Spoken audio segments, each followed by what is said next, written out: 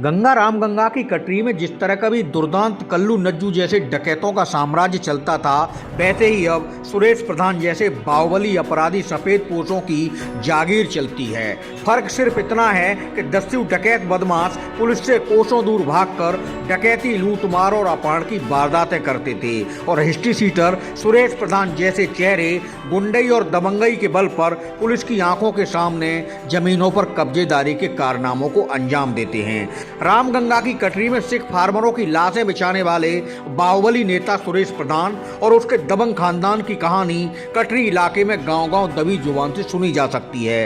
ये सत्ता संरक्षण का खेल ही कहा जाएगा कि जिस सुरेश प्रधान पर दर्जनों मुकदमे दर्ज हैं, उसके वंश में बरेली बदायूं प्रशासन ने लाइसेंसी हथियारों का पूरा जखीरा दे रखा है। खानदानी हथियारों के दम पर सुरेश और उसका कुनबा खुलेआम कटरी की जमीनों पर कब्जे करता रहता है और सोशल मीडिया पर हथियारों का प्रदर्शन कर सबके दिलों में अपना खौफ भी पाले रहता है। अब की बार हिस्ट्री सीटर सुरेश प्रधान से पंजाब से कटरी में आकर बसे सिख फार्मरों ने उलझने की भूल की थी, तो उसका खामियाजा सरेआम खून खराबे के रूप में सबके सामने है। बरेली में रामगंगा की कटरी में जमीनों पर कब्जेदारी को लेकर हिस्ट्री सीटर सुरेश प्रधान और उसके साथियों की ओर से की गई फायरिंग में मारे गए सरदार देवेंद्र सिंह और सरदार परविंदर सिंह के शवों की भारी पुलिस बल की मौजूदगी में शनिवार को अंत्येष्टि की गई। सिख फार्मर सरदार परमवीर सिंह द्वारा कटरी में स्थापित सच की खोज एकेडमी परिसर में अंतिम संस्कार के समय काफी तादाद में पंजाब से पहुंचे रिश्तेदार, परिवार वाले मौजूद रहे। सबके चेहरों पर घटना को लेकर बेहद गुस्सा नजर आया।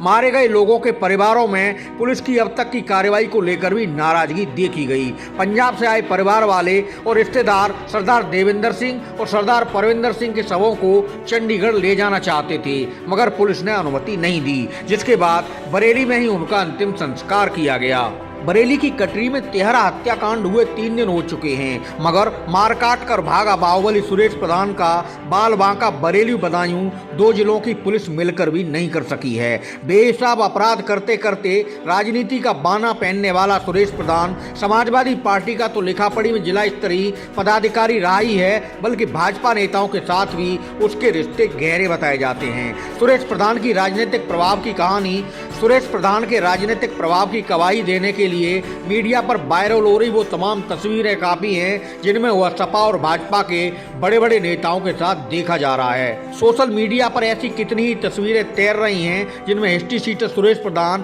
और उसका भतीजा अजीत हथियार लहराते हुए विभिन्न मुद्राओं में दिखाई देते हैं। कभी बाइक, कभी कार, तो कभी घोड़ा और घोड़ी की सवारी करते करते बाहुबली चाचा भतीजे हथियारों का हमेशा प्रदर्शन करते रहे हैं। सुरेश प्रधान के कुनबे में 2-4 नहीं बल्कि 1 दर्जन से अधिक शस्त्र लाइसेंस प्रशासन और सरकार की कृपा से मौजूद हैं। बड़े क्रिमिनल रिकॉर्ड वाले सुरेश प्रधान के परिवार में इतने लाइसेंस कैसे बने, इसका जवाब किसी के पास नहीं है। कटरी में अब खून खराबे के बाद IG range Bareilly doctor Rakesh Singh ने बरेली एवं बदायूं पुलिस की जमकर क्लास ली है और तुरंत हथियारों को लाइसेंस के मामले में जांच शुरू कराई है। आईजी का कहना है कि सुरेश प्रधान और उसके बाकी साथियों की तलाश में पुलिस टीमें लगातार दबिशें दे रही हैं। जल्द ही सभी आरोपी कानून के शिकंजे में दिखाई देंगे।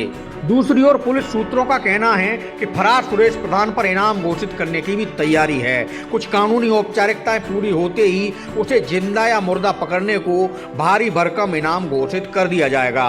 उसे भूमाफिया भी घोषित करने के लिए प्रशासन स्तर पर काम शुरू हो चुका है। खबर ये भी है कि पुलिस ने हिस्ट्री सीटर सुरेश प्रधान के परिवार की कई महिलाओं को भी पूछताछ के लिए हिरासत में ले लिया है। सुरेश प्रधान का ट्रैक्टर और स्टीमर पुलिस के कब्जे में है। सूत्रों का कहना है कि प्रशासन का बुलडोजर कभी भी सुरेश प्रधान के अवैध ठिकानों पर गरज सकता है। तो उसका दाहिना हाथ माने जाने वाले पड़ोसी गांव गजसिंहपुर के सूरजपाल सिंह और उसका बेटा अजय सहित कई आरोपी पहले ही पुलिस की गिरफ्त में आ चुके हैं, मगर सुरेश प्रधान का अभी तक कहीं कोई सुराग नहीं लग पा रहा है। खून खराबे के समय सिख फार्मर पक्ष के जवाबी हमले में कथित रूप से घायल होने के बाद भी हिस्ट्री सीटर सुरेश प्रधान कहां गायब हो गया, ये सवाल पुलिस को टेंशन में ला रहा है। कटरी इलाके में चर्चाएं तैर रही हैं कि सुरेश प्रधान गोलीकांड के बाद इलाके में ही अपने किसी खास ठिकाने पर पहुंचा होगा और चोरी छिपे प्राथमिक इलाज के बाद वहां से दूर निकल गया।